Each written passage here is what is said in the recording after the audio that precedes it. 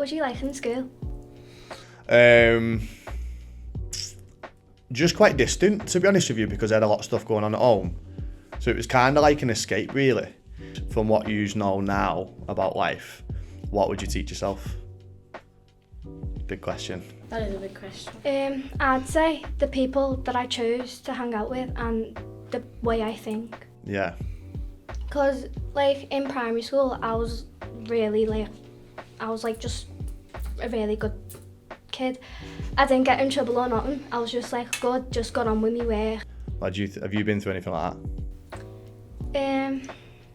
When someone, being horrible to me, then I go let it out on someone else. Yeah. Yeah. How'd you feel afterwards? Pretty shit. Yeah, it feels horrible because you know you loved them, but you're just going through it, and you have to let it out some way. So yeah. you let it out on the people you love the most, and you're not meant to hurt them. You do love them, really. Welcome to our KidsKast podcast, where we, the kids, take control and speak to our guests about their life, their struggles, or just have a chat about the world. I'm Tiana. I'm Jude. I'm Laiba. I'm Morgan. And we're here with Jamie Clarke. Thank you for having me. Did well there. Only took 5 minutes. So come on, who's kicking us off with what? We've read a little bit about your story, but please can you tell us a little bit about your background? So I'm Jamie, I'm a personal trainer, online coach. I also do a podcast as well, not as many as you, but I'll get there one day. And now I'm here with you today to speak about obviously what I've been through, what you have been through, and then just creating a bit of value for you, stuff to take away. What is the aim of your podcast, and what do you want it to do for people? So with the podcast that I've got, very similar, because obviously with Tori getting me to do this with you, we've probably had quite similar backgrounds and how we've grown up and everything like that. And for me, it's if people listen to it and then they can take something from it, because for example, me and you could be you could have had the similar upbringing to me, and you could think it's a difficult thing to go through. Whereas listening to what I've been through in my experience, you could go, oh my God, that's relatable for me. And then it could make it a bit easier for you. Do you know what I mean? So it's just about creating that little bit of value, because as I said before, when you roll outside doing all your fucking TikToks and stuff, do you know what I mean? We were talking about how it's important because you've probably all got your favourite celebrities, favourite singers, favourite whatever, but they're not real people. Whereas I'm just a person who's like you guys, do you know what I mean? So it's important to hear it from someone who's real. So there you go. Who are some people that inspired you or inspire you now? I don't really have many inspirations. I'd probably say one of them is my mum, to be honest with you, because me and my mum have been through quite a lot. Have you listened to my podcast? No, is it just you used to? Mm-hmm. Yeah, so my mum, we went through a lot of stuff growing up. We was in refuges. She went through a lot of domestic violence and everything else, and she's always managed to kind of no matter how hard it's gone, to always make sure that I was safe, my sister was safe. She's always made ends meet and stuff like that. So no matter how hard it's gone, so when I have hard days, when things get really difficult with work or whatever it is and things get busy, I just sit there and well, if my mum can go through all that, then I can get through a bit of work. Do you know what I mean? What about yous? Have you got anything who you find inspiring or? Yeah, I'd say my mum as well, because when my mum was little, growing up, her mother died when she was 4, so she had to grow up without a mother, and she didn't really have no one to tell her about the real world and how to take care of herself properly as a girl. She only had her dad, and my mum really loved her dad, and growing up her childhood was a bit hard as well, because she was without a mother, and because I'm from Pakistan and she grew up in Pakistan, and the place there is a bit corrupt, and it was a bit scary for her, but she just got through it as she got older, and she just learned stuff herself, and she always teaches me to be independent, be strong, and don't let things get to you. Yeah. Because in school, I'm not really a good student, because I do sometimes get myself into a lot of trouble. So, and then because it always ends up, I do the same things all over again. I make the same mistakes and never learn from them. But my mum, she's always there. She's always forgiven me, and no matter how bad the what I've done, she always forgives me, and she always tries to lead me on the right path. So my mum is a big inspiration to me as well. What would you say? That's lovely that, but what would you say is the best bit of advice your mum give you?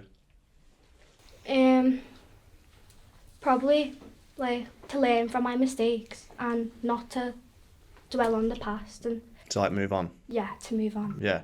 Best bit of advice for that is like, I've only learned this late, and you should always like kind of forgive yourself, because if you do dwell on it, you just never move on. You've got to kind of, even if you're in the wrong, not in the wrong, you should always kind of like forgive yourself. Otherwise, you just, like you said there, you just make the same mistake over and over and over again. You never really move on from it. Do you know what I mean? How many siblings have you got? Bit of a messy question, this, isn't it? I've got one who is my sister, and then I've got a brother who I don't talk to, which is when my dad died like 6 years ago. He's got a different mum, and then his mum kind of like made up a load of stuff about me, my dad, so now I don't talk to him. Like, I don't know what he looks like or anything. So how old are you? 13. 13, so he's 15, so he's like a couple of years older than you, and I don't know him. So I've got Ryan, my little brother, and then Bethany, who's like 19, and I'm 28, so... You're the oldest? Yeah. Thanks for that. Could have used a better word there, couldn't she? You're old, yeah. Sound. Thank you. What's something that you're grateful for today? I'm like, Tori will tell you as well, I'm like massive on like gratitude. So like, it sounds silly. I don't know what any of you four have been through, but as I said before, it's probably quite similar to like what I've been through. And it's quite easy to kind of sit there and think, you know, why me? Do you know what I mean? But I'm very grateful now that like I've kind of come through it, because when you do go through a lot of hard stuff, it makes you appreciate the good stuff. And because like a lot of people just have good stuff given to them, like, and there's no problem with that. That's fine. But I think once you have like kind of been through the hard bits of like, whether it's your parents, whether it's like finances, whatever it is, that like when you do create a good life for yourself, you're more grateful for it because you've done it. So I know it sounds stupid, just being in the position that like I'm in now, I'd say is the thing I'm the most grateful for, because I've been in the positions where like I've had to sleep in different people's houses, sleep in gyms, different stuff like that. So for me, just like having a house and being healthy, like I know it sounds like a proper stupid answer, but just for me, that's the main thing. What about you? Just grateful for like all my mates and all that, because they've helped me through things, Yeah. and like my family and other people. Yeah.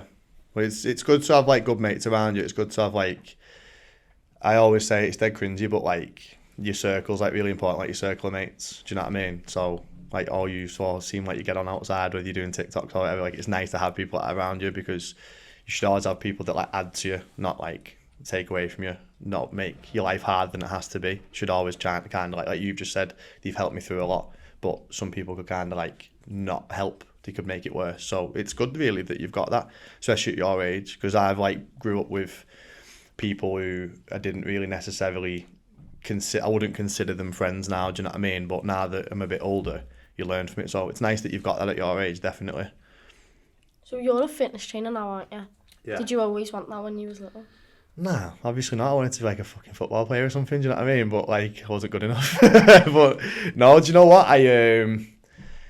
I left school, very similar to like what you was on about before.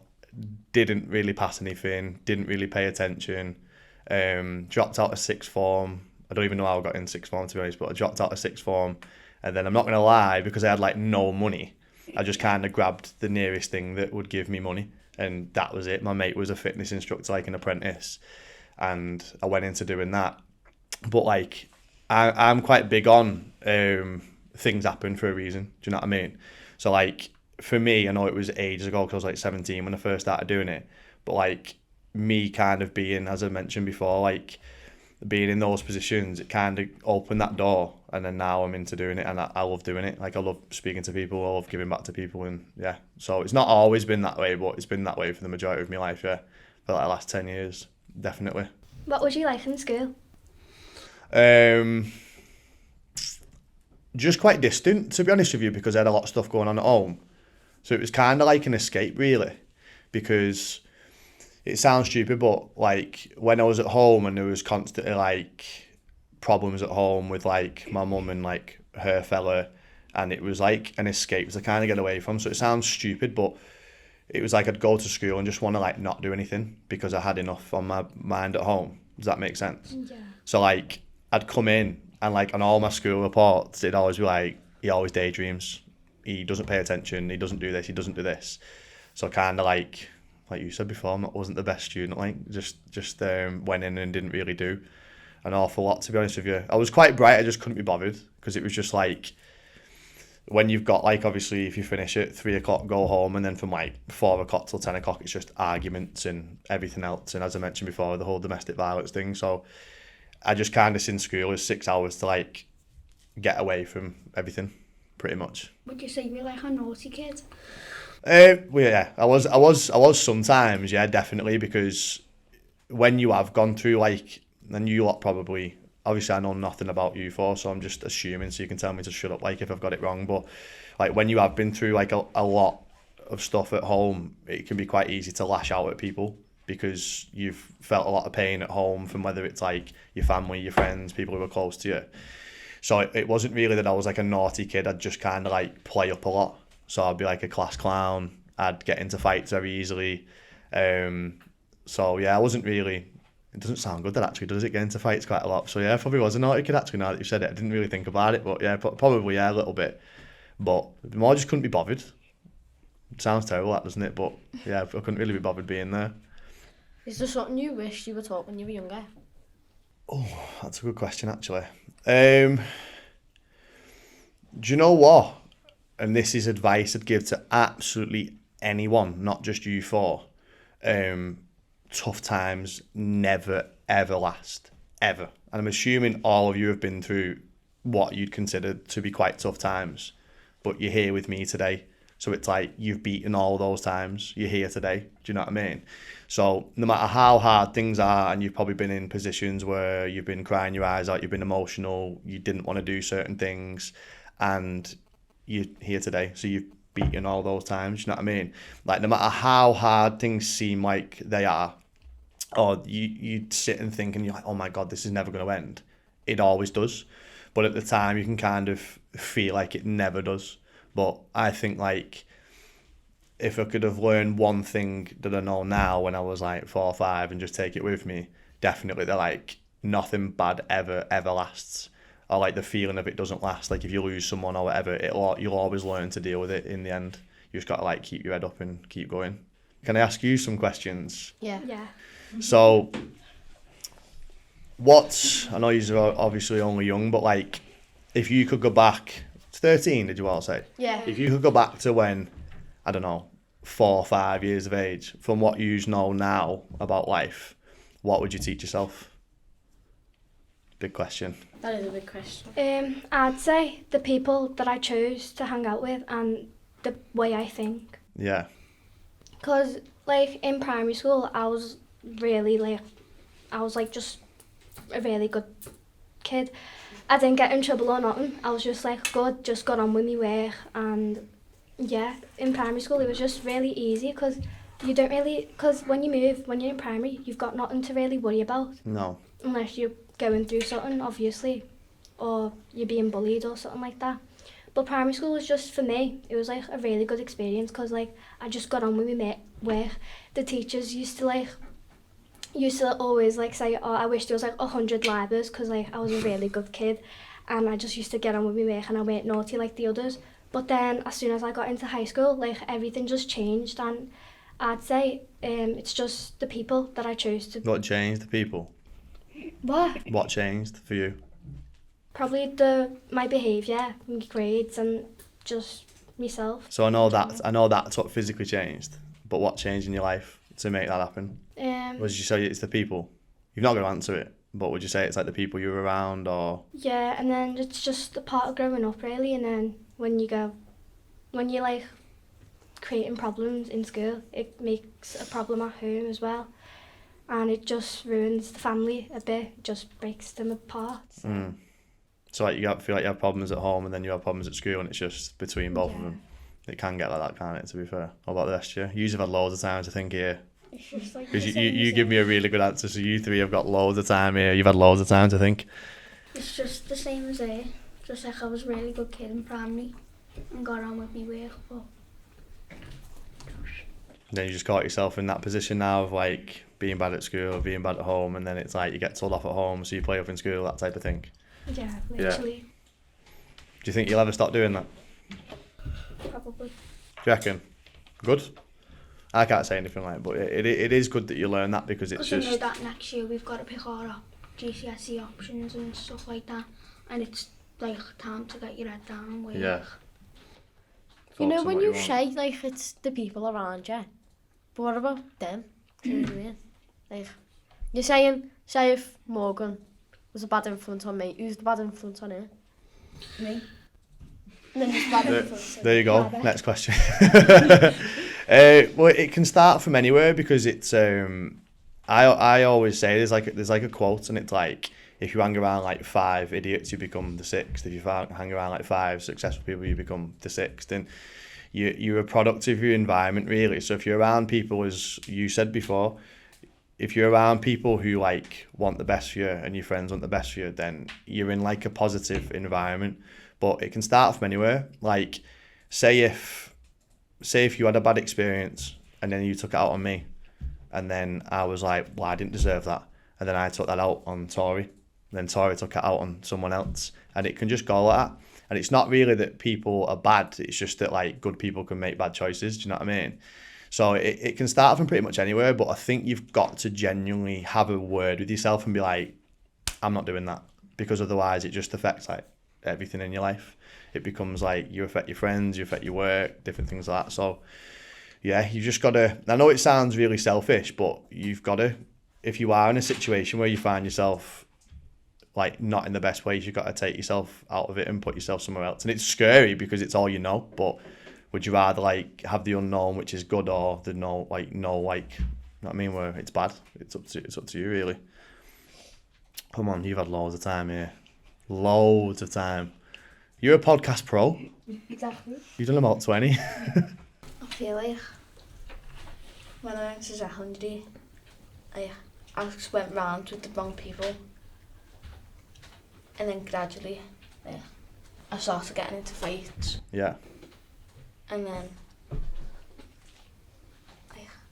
I don't know, I just started getting into fights, and then I just changed because of the people around me. Yeah. Do you know what's really interesting about all 4 of you've just said? You've all just said the same thing. And do you know when I said earlier on, I was like, things happen for a reason. So like you lot could have gone through all that to be sat together today, and then you lot are going to help each other get better. Because you've mentioned secondary school, you've all mentioned something to do with secondary school, or you was good in primary, then you was bad in high school. But like, you could have carried on going down that path and it could have gone really bad. But like now you're all together, you all kind of want the same thing, you're all like-minded. So as you was on about before, like with your circle of people, this could be your circle of people.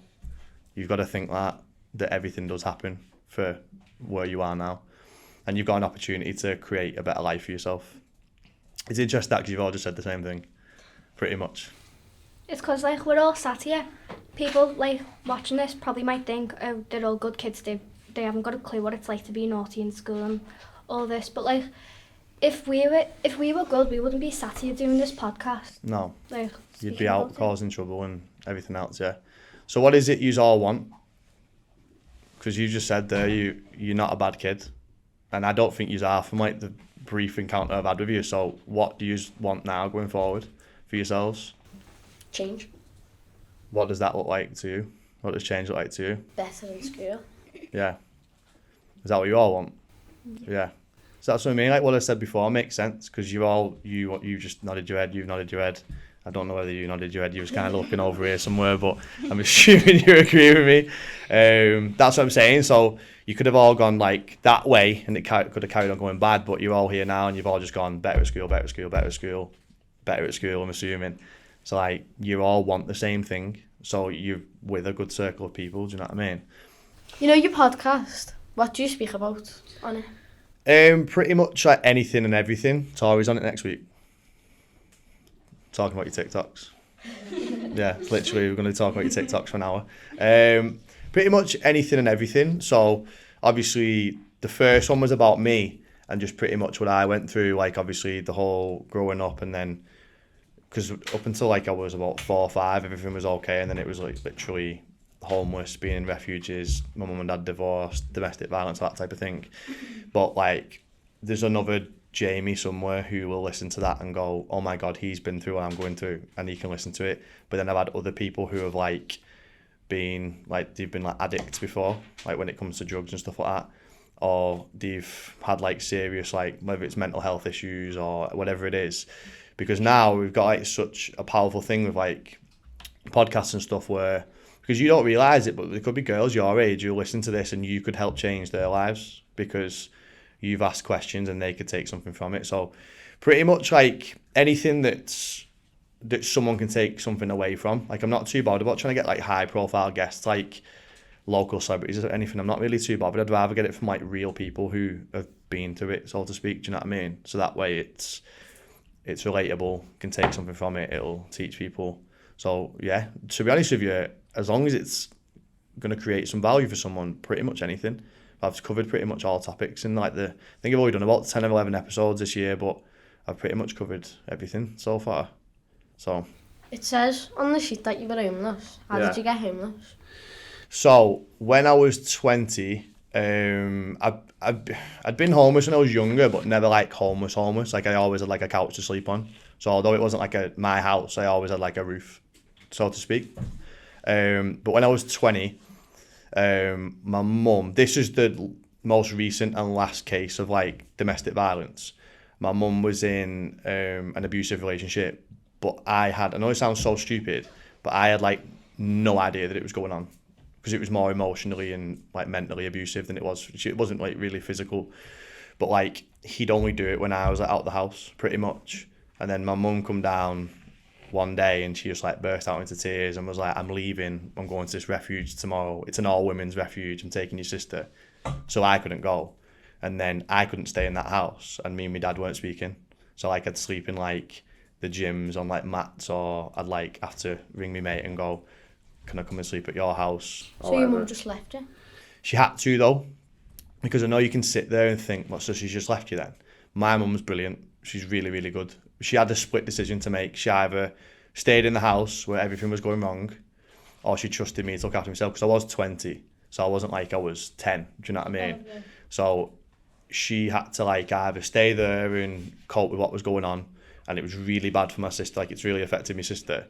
Or like she went to this refuge, and then I just had to like risk surviving pretty much. But yeah, so that's pretty much how it happened, because she went there and then I had nowhere to go for like, I'd say about 3 or 4 weeks. And then luckily I spoke to my dad, and then he was only going to let me stay there for 2 days because my dad and me didn't really get on, but he let me stay the weekend, then explained the whole situation, and then he let me move in.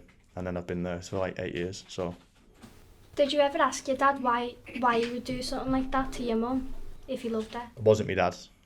So my dad and my mum divorced when I was 4. So she's probably had like 2 cases. One of them was my little sister's dad. Thank you. I was about to say mum then. Jesus. Little sister's dad. And then the other one was just the guy who she got with. And do you know what? When she left my sister's dad, I was only like 7 or 8 or something like that. So I didn't know how to approach that. And when you're young, you don't really have a proper concept of what's going on, do you? Because it's like you just go home and then these things happen and you just hope they don't happen again. Do you know what I mean? Like I tried to defend my mum a few times, but I was 8. So it's not really going to be great, is it? It's not going to work. But no, not really. Yeah, it's more just like, because I've never sat there and thought I'm gonna like have a fight with my girlfriend. Never. So it does make you wonder, like, why are you doing it? Do you know what I mean? Like, if you love someone, why would you do it? So it is interesting, but I wouldn't ever like to sit down with them and ask them, but it does make you wonder, doesn't it? Like, why would you do it? Like, if it was someone who you loved, you'd more want to protect them than kind of like do that. So no, it wasn't my dad though. My dad and my mum divorced when I was 4, and then they lived like, that's why I didn't speak to my dad for like ages, because my dad went his own way. So it was like partners after that. Did your mum ever try and break up with a boyfriend? Yeah, the first one was like really, really physically abusive, like my mum would literally like all the time, she'd have like black eyes and she'd have like a cheek would be broken or whatever.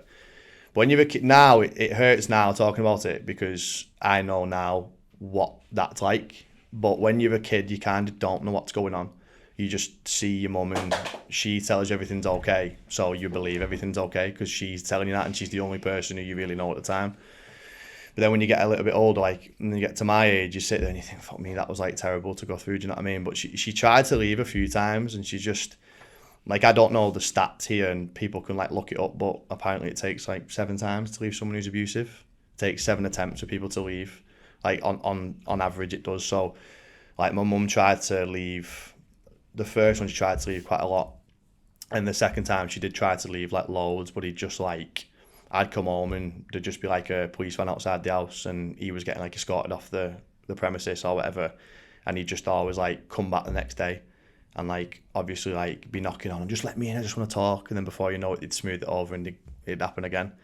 And yeah, she did try to leave quite a lot, but I think because obviously you get yourself into like a vicious cycle where you want to believe they'll get better, you start to believe it and then they hurt you again. So I think it just takes a lot of that to kind of get through it. But she did try to leave, yeah. But yeah, it's a conversation I've never had with her because I'd probably be a bit too emotional to talk to about it even now, because and I'm not ashamed to admit it, like I'd probably get upset talking about it because it's how'd you ask your mum like, why didn't you leave when all this was going on? It'd be quite hard to speak about, and plus it might upset her. So yeah, I've never really tried to ask her about that. Do you see your mum normally, like usually? I live with her right now. Saying to you before, wasn't I? I'm getting my house getting renovated, so unfortunately I've lived with her for like the last like 2 months. Because I lived on my own for 8 years, and I'm back with her now. So yeah, I've been back there for like 2 months. She's annoying as ever. So yeah, I've been there. Probably going to be there for like another month or so. But yeah, it's I think I'll move back in about March, but hopefully be back in like another few weeks. But it's weird you say that, because one thing I've noticed like since I've been back home, I don't know whether it's because she's been on her own for so long and now there's like a male in the house again, but she gets quite defensive with me and I can just say like anything and she'd immediately have like a guard up, so to speak. Like she'd have like defense mechanisms, so to speak. Like if I'm like, where are you going today? She'd be like, I'm going here. Why? What's it got to do with you? And I'm like, I'm just trying to talk to you. Do you know what I mean? So I think it's still plain to see, even though it's been like 8 years later, she left that relationship, it's still plain to see that she's still like not recovered from it. It takes a while to recover from stuff like that, because obviously it's all you get to know for a little bit. Like I'm sure everyone like here has been through something that it's difficult to kind of like get your head around, but eventually you do end up doing it. So. You know, the abusive like relationship she was in, did you ever get hit? Luckily, no. It's one thing. I don't think so anyway, not to my knowledge. Not like hit hard, not like punched or anything. I'd get slapped and stuff, but I don't know if you want to count that as being hit. I got slapped and stuff like that, but not really, not battered or anything, no. I don't think so, I can't really remember. Definitely not in the last relationship, definitely not, but earlier on in the first one, I don't think I ever did. No, don't think so. I mean, like emotionally. What do you mean? Like, did they say anything to you?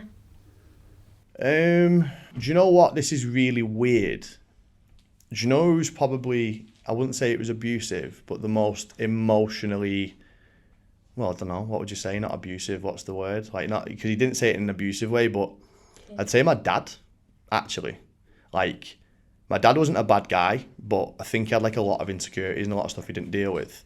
So if I ever wanted to do something, he'd tell me, I was like, can we swear here? Yeah. Like he'd tell me I was shit at it. Like I couldn't do anything with it, do you know what I mean? And it doesn't sound like a lot, but like when you're around someone like at home all the time, and like say if you, like what do you want to do with your life? I don't know. Has anyone got an idea? Hair and beauty. Hair and beauty, right? So your hair looks good, first of all. But say if you come to me and was like, I really want to be hair and beauty, and I was like, why? Your hair shit, you can't do your own hair. And I said it every day, you'd feel shit, wouldn't you? So your hair looks really good, by the way. I'm not saying it does, but like if I wanted to do something like we was on about before, like I was a bad student, so I didn't really ever get good grades. And I'd have like, oh, I want to do this. And he'd be like, your grades are shit, you're fucking thick. Like, you're never going to do it. So that's kind of like, I'd never get really around that.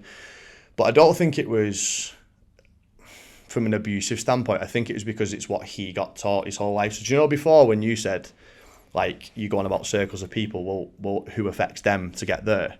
It might have been, because my nan and granddad died when I was young, so it might have been his mum and dad told him he was shit at stuff. And then he thought, well, that's what I've got to do to Jamie. But, like, I've identified that you don't really do that. So when I have kids, I'd never do it to them. But I wouldn't say it was abusive. It was never mentally abusive to me. It was just kind of like being sat with it, which was hard to deal with, like watching your mum be upset, watching your mum get hit and everything else that was hard. But I'd say the one who was, like, the most at me was my dad, believe it or not, because we actually got on before he died. But, yeah, when I was growing up, he'd constantly say, you're shit at this. And even if I was good at it, like if I was with football, athletics, whatever, and even if I did do something good, he'd be like, fucking hell, about time. Like, it was never nice, do you know what I mean? It was always quite nasty, anything he'd say. So it's a bit like, I've heard this saying, the abused one becomes the abuser. yeah. So it's a cycle. They've been through it, so they let it out they project their insecurities on someone else because they've been through it. Yeah. So that's probably how it was. I agree with you, 100%. And do you want to know something? It'll stay like that until you decide to break it. Right? Because I could very easily, like today, I could have not come today. Like when Tori asked me, I could have been like, no, I'm not coming speaking to you for, no chance. But that's not going to help you. And then you lot could take something from this and then you could help someone else. It's just about trying to break the cycle, because say if, like, as I said before, you were nasty to me, then I was nasty to you, and so on and so on and so on and so on. It just creates a really negative environment. But one day you've just got to kind of be like, I'm done with this. Like, I'm being the person who stops it. Do you know what I mean? Otherwise, it creates a really bad environment. Because obviously, if you're at home or anything like that, like, it just creates a bad environment for, like, obviously your parents, your friends, things like that. And like, it's kind of push people away from you, like, doing it. Like, have you been through anything like that?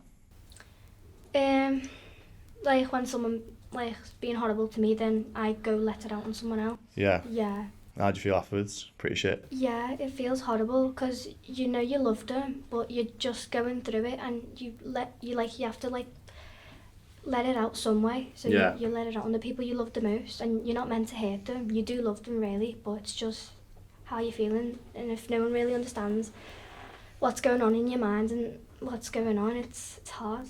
Have you learned a way to cope with it? Yeah. What do you do?